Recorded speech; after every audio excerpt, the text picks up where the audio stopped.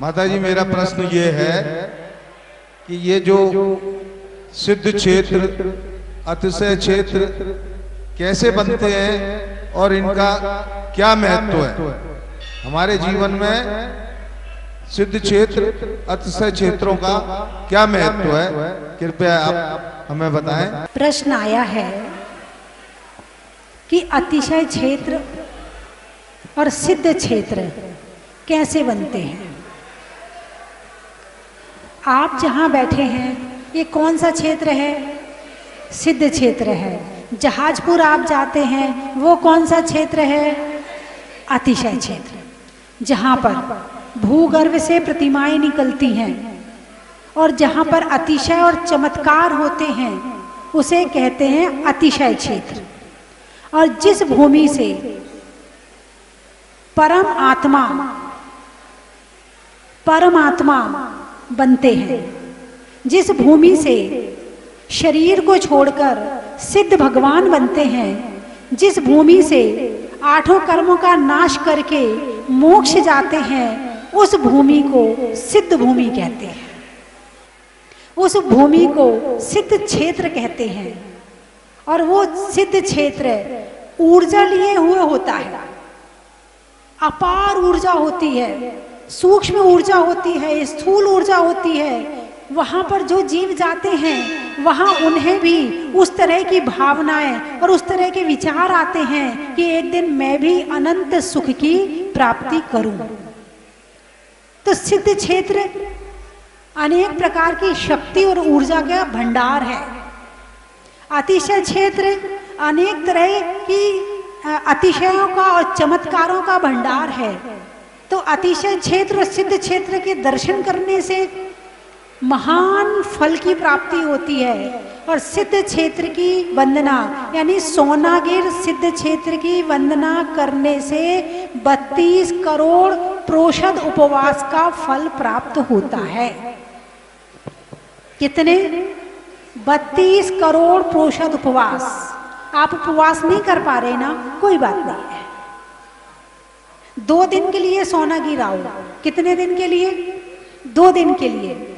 एक दिन पूरी पहाड़ की वंदना करो, पूजा करो, भक्ति करो, और एक दिन विधान करो, मामला दुगना हो जाएगा। 32 करोड़ के 64 करोड़ हो जाएंगे।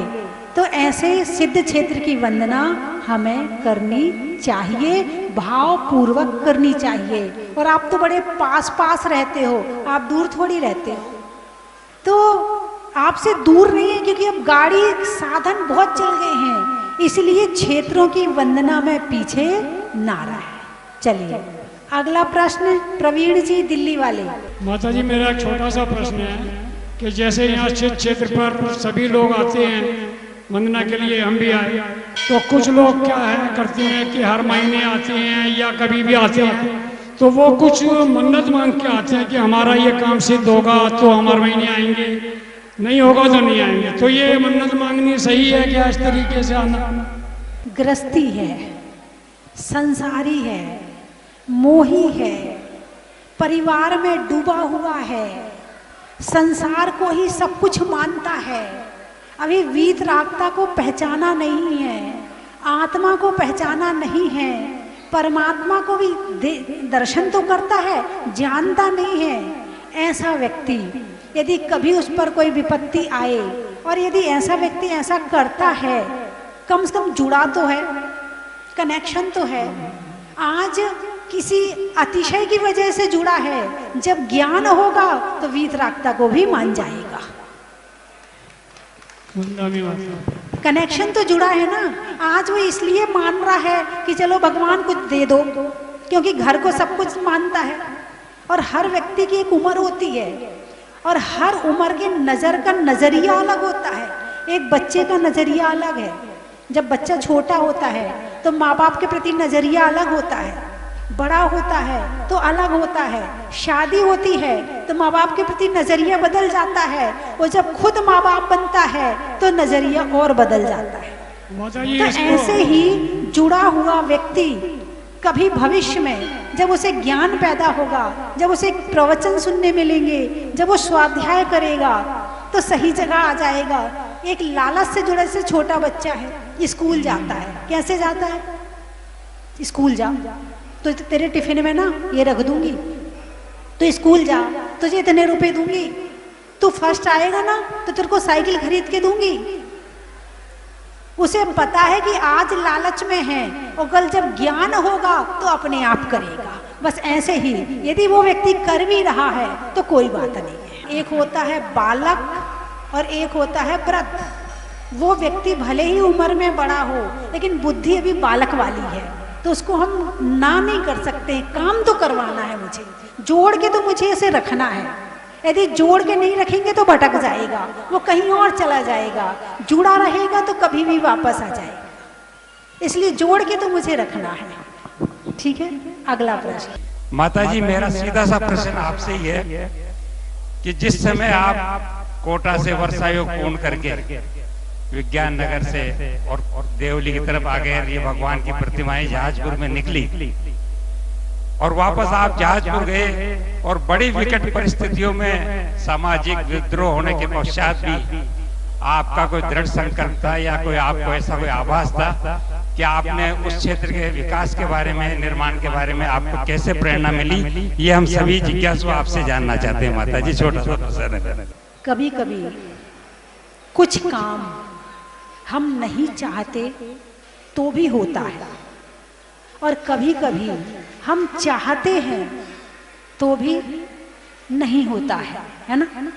ऐसे ही जहाजपुर में जब भगवान निकले, जब मैं देवली में थी, जब प्रतिमा निकली थी, प्रतिमा निकलने के समाचार मिले, मुझे बड़ी प्रसन्नता हुई। इतनी खुशी कि मैंने अपने जीवन में रोम रोम जो पुलकित होता, जो लिखा होता ना कि रोम रोम पुलकित हो गया, ऐसा मेरा रोम रोम पुलकित हो रहा था।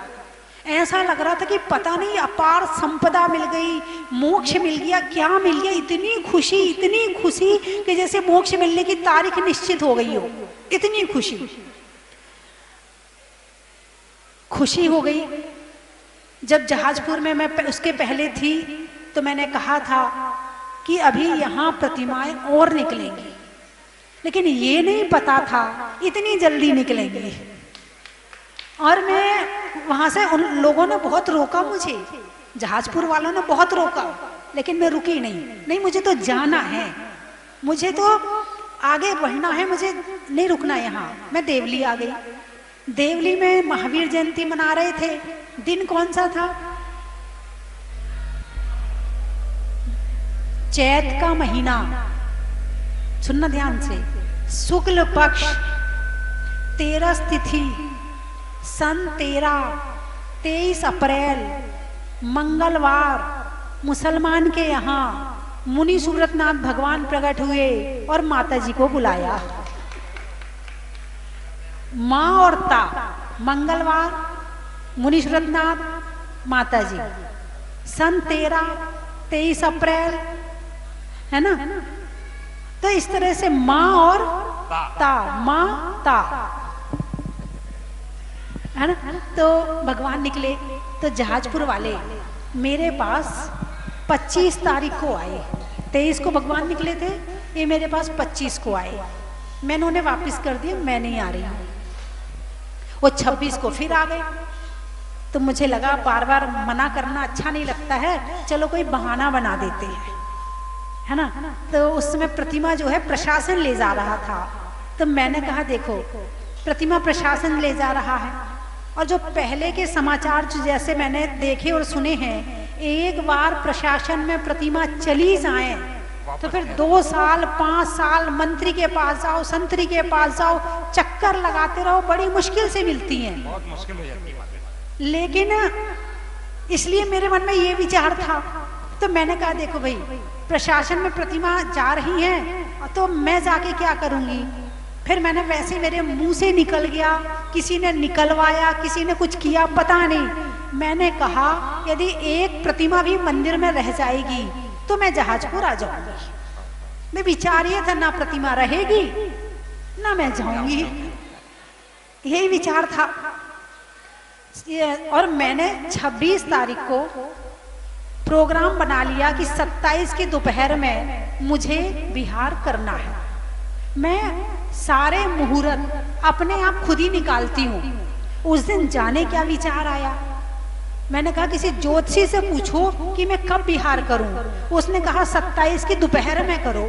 यदि मैं निकालती तो 27 की सुबह का निकालती। ज्योतिषी ने 27 की दोपहर का निकाला।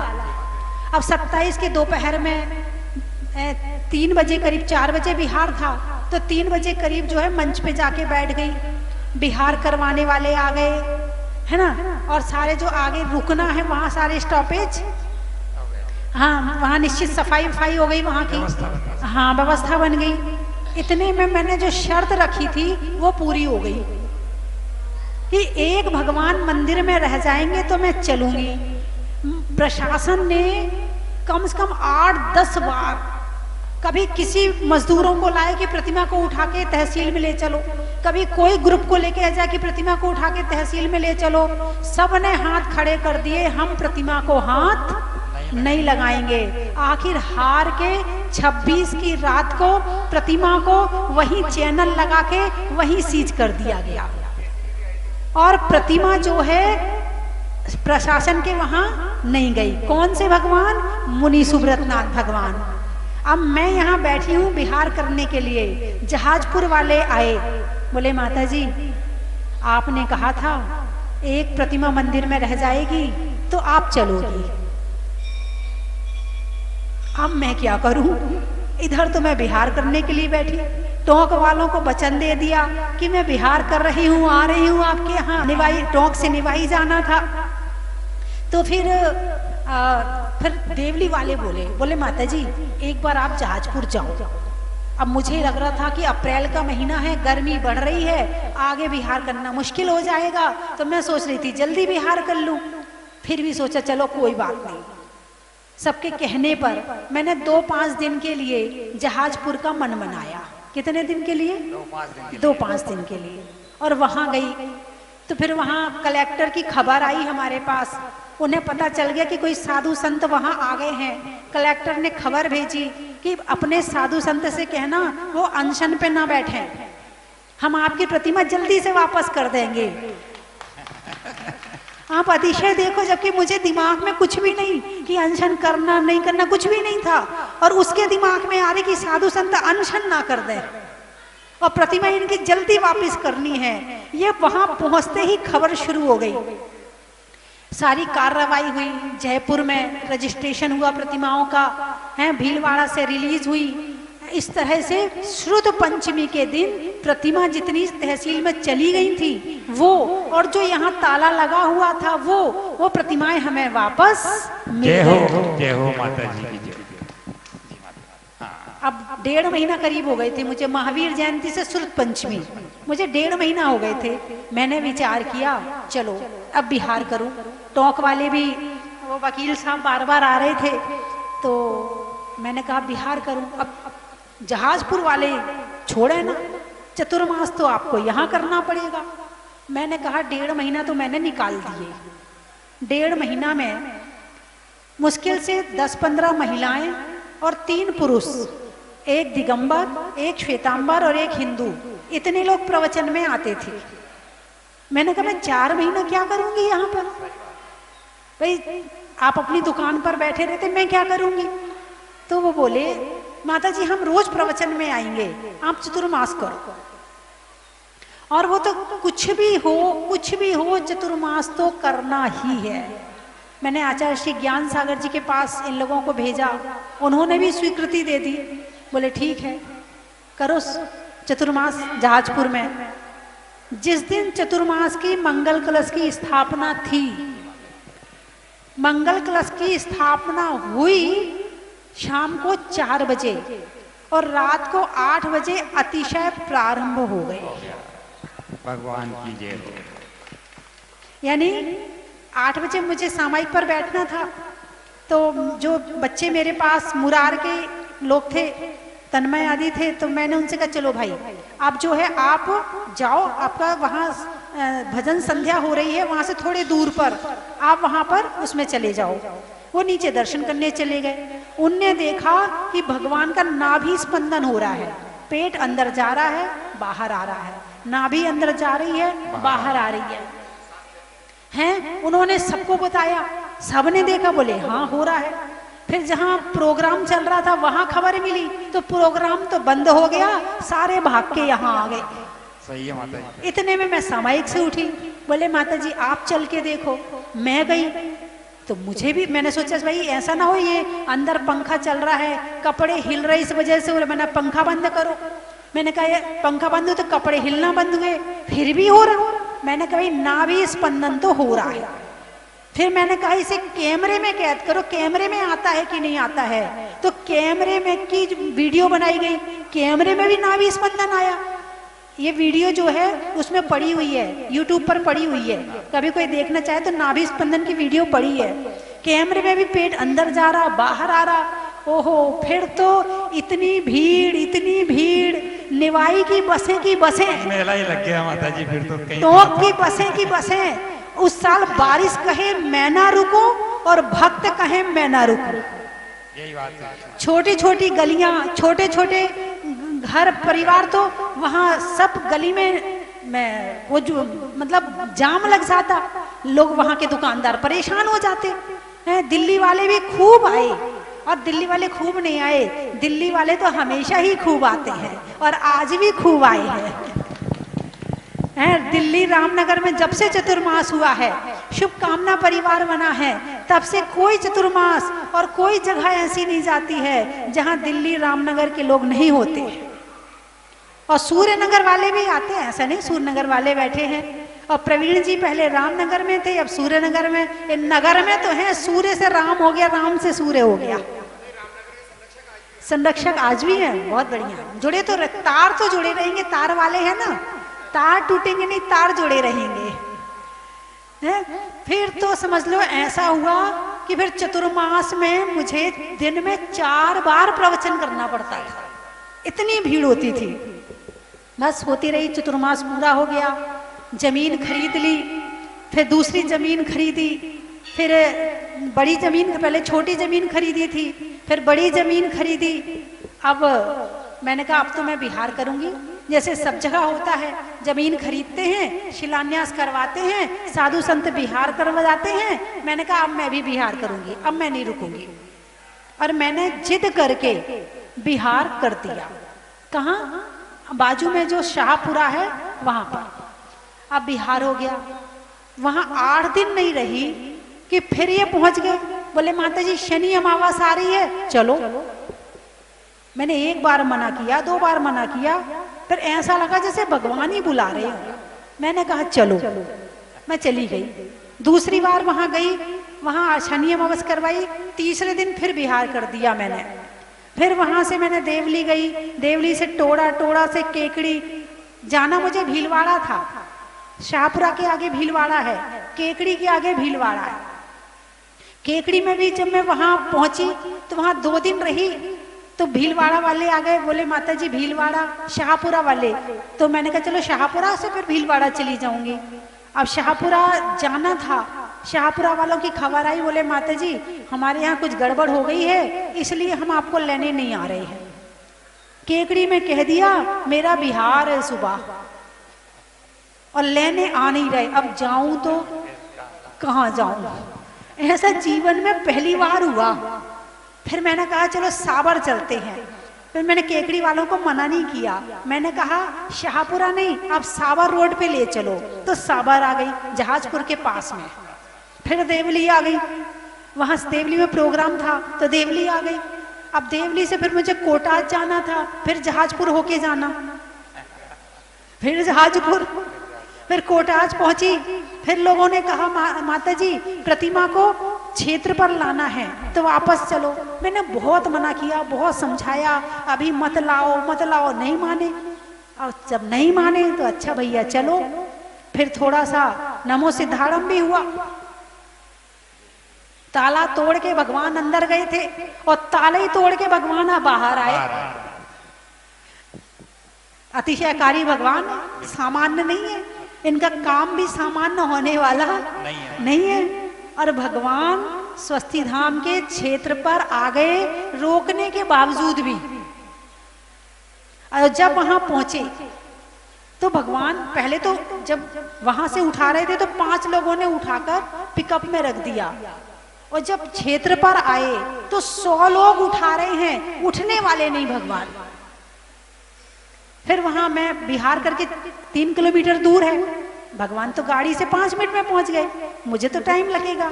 फिर दीदी के पास फोन आया, माता जी से कहो भगवान नहीं उठ रहे। मैंने कहा मैं आ रही हूं। जैसे ही मैं वहां पहुंची भगवान हिलने शुरू हो गए, और मैंने जैसे ही मंत्र पढ़ा भगवान को 5 जनों ने उठाकर और वेदी में विराजमान कर दिया। भगवान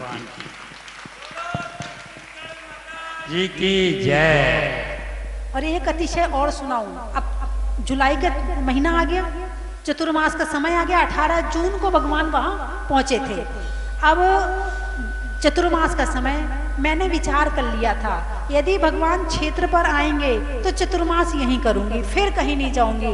भीलवाड़ा वाले बहुत लगे थे।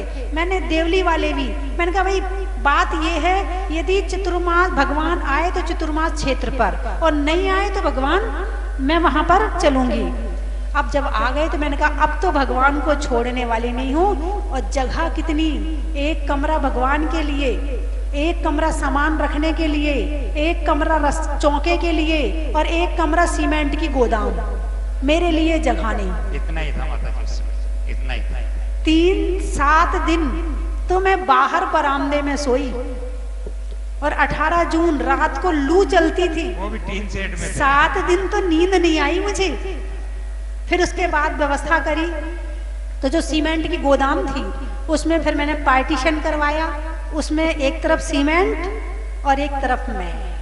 यदि आपसे कहा जाए कि अभी यहाँ कमरा नहीं है, सीमेंट की गोदाम है, और आप एक रात्रि व्यतीत कर लो क्षेत्र पर, उसमें ना तो एसी है, ना कूलर है, ना पंखा है, बस एक रात रह लो, बोलिए रहोगे? कोई नहीं रहेगा। हाँ, हमारे निर्मल जी बड़े सहनशील है, तो नहीं रहोगे। और तो और छोड़ो, एसी ना कमरा ना मिले तो गुस्सा आ जाएगा। सही कह रहे हैं। और वहां पर 7 दिन नींद नहीं आई। उसके बाद फिर वहां पार्टीशन करवाया, बैठने की जगह नहीं। दिन में भगवान के चरणों में बैठ जाती थी और रात में बरामदे में सो जाती थी, मैं और हमारा पूरा संघ। लेकिन एक बात मानूंगी कि कभी संघ वालों ने ये नहीं कहा कि चलो यहाँ से, कहाँ यहाँ पर गर्मी में परेशान हो रहे हैं, कहाँ यहाँ दुखी हो रहे। एक बार भी पूरे संघ में किसी ने चू नहीं करी।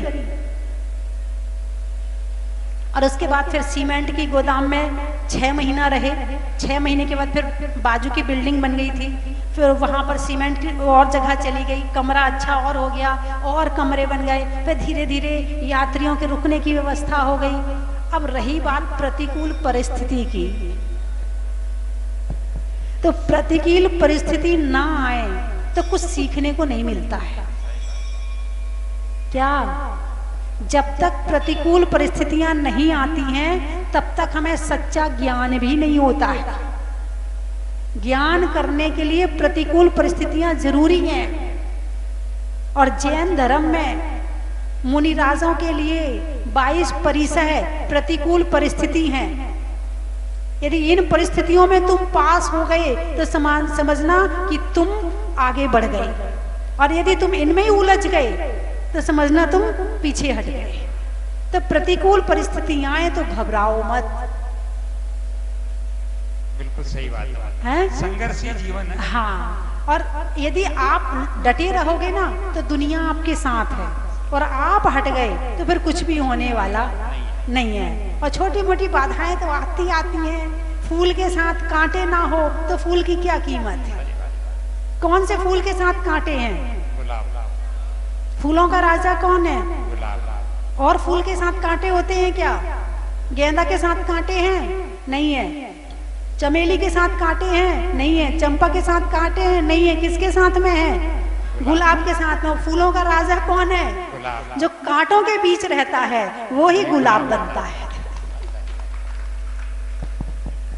फूल में कांटे हैं तो वो विपरीत परिस्थिति है, यानी आपको फूल गुलाब बनना है तो कांटे साथ जरूरी हैं। इसलिए घबराओ मत, अपनी अच्छी भावनाओं के साथ, अच्छे विचारों के साथ, दूसरों का बुरा ना करने की भावना से और अच्छे काम में डटे रहो, एक दिन आपको सफलता जरूर मिलेगी। मोह और राग में क्या अंतर है इसमें? मोह पिताजी हैं और राग उसका बेटा है। जैसे एक माँ अपने बच्चे को पढ़ने के लिए हॉस्टल भेजती है।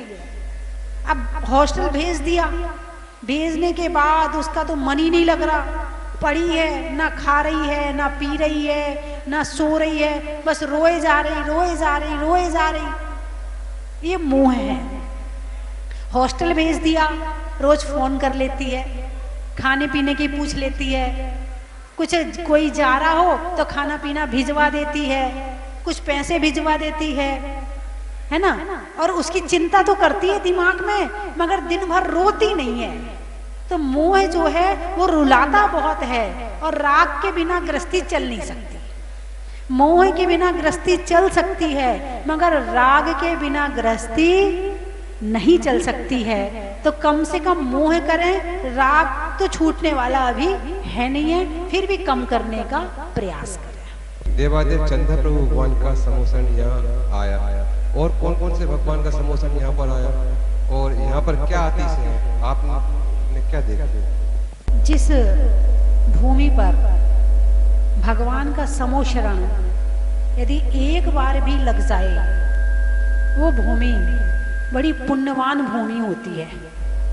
और फिर यहाँ पर भगवान चंदा प्रभु का 17 बार समोशरण आया है।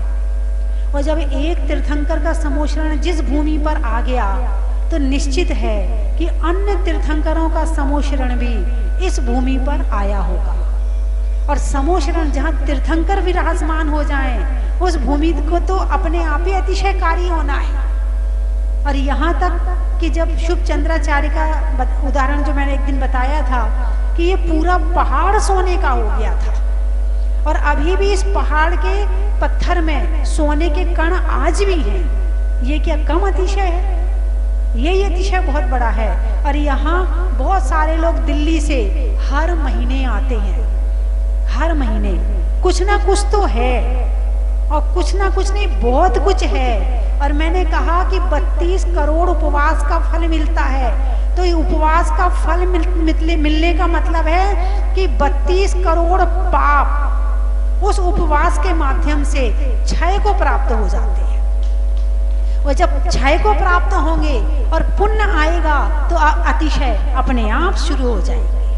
बंदा माता जी, मेरे पास सोने की माला थी, मैं इंदौर में गई, मैंने कहा दीदी अधूरी क्यों पड़ी है? तो उन्होंने कहा यहाँ 7 घर की बस्ती है, कोई देने वाला नहीं है। तो मैंने उतार के माला दीदी के लिए दे दी। तो फेरती थी उसमें ज्यादा पुण्य है, या दीदी उसमें ज्यादा पुण्य है? कि फेरती थी उसमें ज्यादा पुण्य है। अम्मा जी, जो स्वयं कष्ट सहकर और दूसरों का उपकार करता है, उसे कहते हैं उदार। एक है जो खाता है, ना खाता है ना खिलाता है, वो कंजूस। जो खाता है मगर खिलाता नहीं है, वो कंजूस। ऊपर वाला महाकंजूस, नीचे वाला कंजूस। जो खाता भी है खिलाता भी है, वो है दाता। जो खाता नहीं, अपने लिए ना सोचे मगर दूसरों के लिए सोचे, वो है उदार। उनमें नंबर आपका है। आपने जो दिया है उसमें ज्यादा पुण्य है।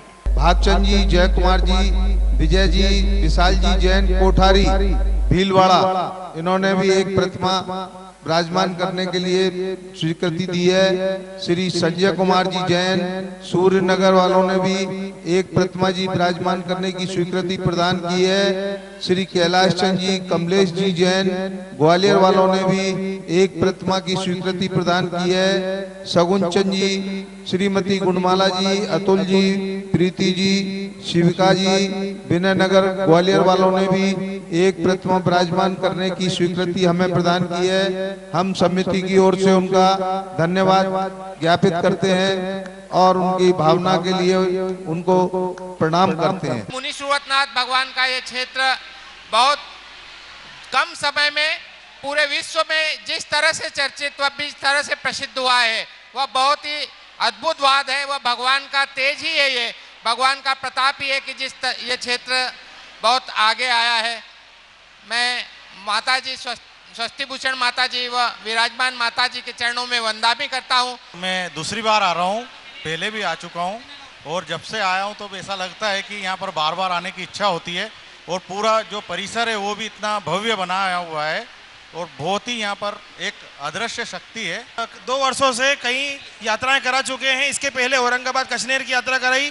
अभी सन्मति सोशल ग्रुप के 100 यात्रियों की अपनी स्वयं की व्यवस्था लेकर के जितेंद्र भैया की ने पूरी व्यवस्था करके सभी को यात्रा कराई है।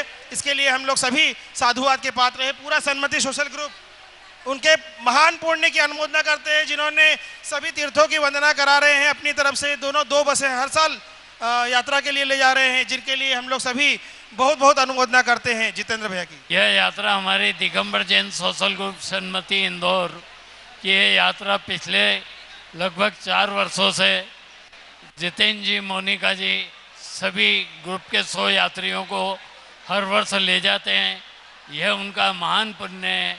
आज हम सभी का पुण्य में जागा और हमें माता जी के दर्शन का पुण्य लाभ मिला एवं स्वस्ति भूषण माता जी का भी लाभ हुआ। साथ ही मुनि सुवतनाथ भगवान के दर्शन का लाभ प्राप्त हुआ और पुण्य प्राप्त किया।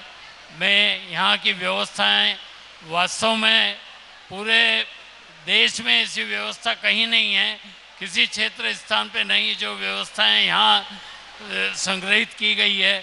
मैं सभी को साधुवाद देता हूँ, धन्यवाद देता हूँ। ये मूर्ति निकली थी उस दिन से मैं जुड़ा हुआ हूँ यहाँ पर, प्राय आता रहता हूँ मैं। और ये 5 साल में जो बनाया है रियल में एक बहुत बड़ी मिराकल बनी है। मतलब इतना जल्दी कहीं भी नहीं बन सकता कोई भी मंदिर। फोटोग्राफी के माध्यम से, डिजिटल क्रांति के माध्यम से जो आज के नव युवा परिवार का, बड़े लोगों का, बच्चों के साथ परिवार का जो जुड़ाव बढ़ाया है वो माता जी बहुत ही सराहनीय कदम है। किसी भी माध्यम से धर्म के प्रति जुड़ाव बनता है, प्रभावना बनती है, तो ये बहुत ही अच्छी बात ही है आने वाले समय के लिए। स्वस्ति भूषण माता जी ने पिछले वर्ष हमारे पदमपुरा जैन तीर्थ स्थान पे चातुर्मास किया। वहाँ भी उन्होंने अपने यहाँ जैसे जहाजपुर में किया वैसे वहाँ भी उन्होंने बहुत कार्य करवाए हैं। हम उनकी जितनी वो करें वो कम है और वो जीवन भर अपना योगदान समाज के लिए, धर्म के लिए देते रहेंगे। पूरा मुनि संघ, पूरी आर्यिका संघ, हम सबके जो है बहुत बहुत हम आपका आभार प्रकट करते हैं।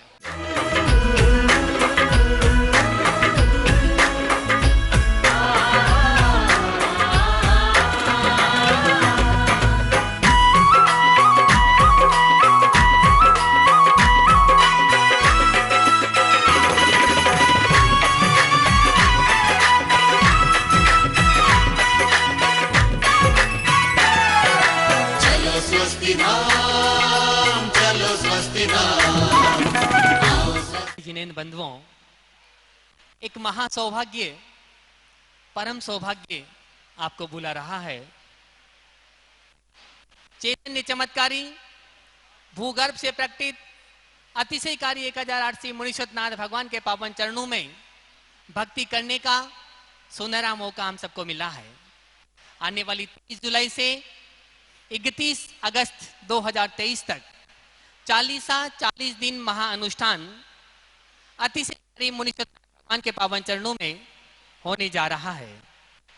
आप भी यहाँ आकर के अपनी ओर से, अपनों की ओर से एक दिन का 40 कर सकते हैं या करवा सकते हैं। बंधुओं, अपने घर में रोग, शोक आदि व्याधि दूर करने के लिए, सुख, शांति और समृद्धि के लिए अतिशयकारी मुनि सुवतनाथ भगवान का 40, क्योंकि 40 दिन पढ़ते जो भगवान बुद्धि शुद्धि धन हो अतुल होवे सम्यक ज्ञान, मैं तो चाहता हूं आप यहां आकर एक दिन का चालीसा करें, 40 बार चालीसा का पाठ करें। यदि आप नहीं आ सकते हैं तो भी आपकी ओर से यहां पर चालीसा का पाठ होगा। पूज्य माता जी, चुल्लिकार्तमती माता जी स्वयं यहां बैठकर चालीसा का पाठ करेगी। तो बंधुओं, एक दिन की चालीसा और उस दिन जो शांति होगी उसमें भी आपके परिवार का नाम बोला जाएगा, जिसकी न्योछावर राशि मात्र 5100 रुपए है। तो बंधुओं, देर नहीं करें, मात्र 40 परिवारों के नाम चाहिए। आप अपने जन्मदिन पर, अपनी एनिवर्सरी पर, या अपने घर में किसी की पुण्यतिथि पर, या किसी विशेष दिन पर एक दिन का चालीसा और शांति धारा करवा सकते हैं। मात्र 5100 रुपए की राशि में आप अपनी सूचना स्वस्ति धाम पर दे सकते हैं। धन्यवाद। कंचन की थाल को सजाओ रे आज, रत्नों की थाल को भर लाओ रे आज। आओ आओ करे रे गुणगान आरती भगवन की। आओ आओ करे गुणगान आरती भगवन की। आओ आओ करे रे गुणगान आरती भगवन की।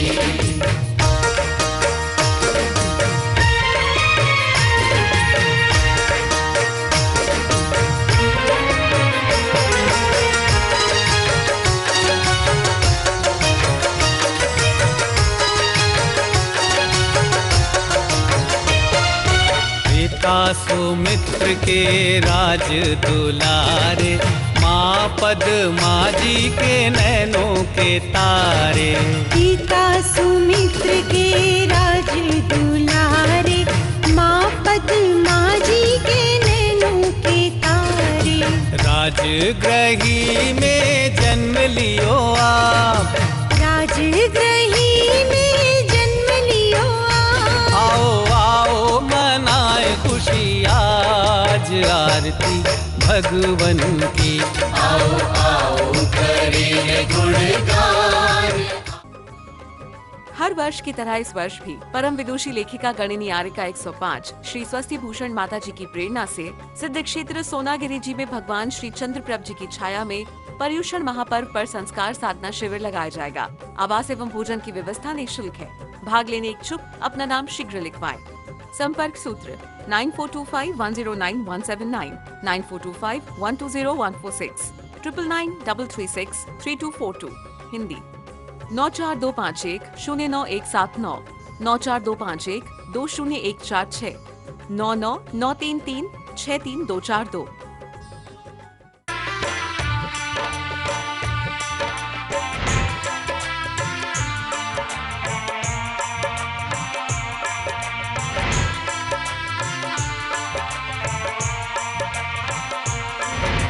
चलो रे चलो रे चलो चलो रे चलो रे चलो चलो जहाजपुर।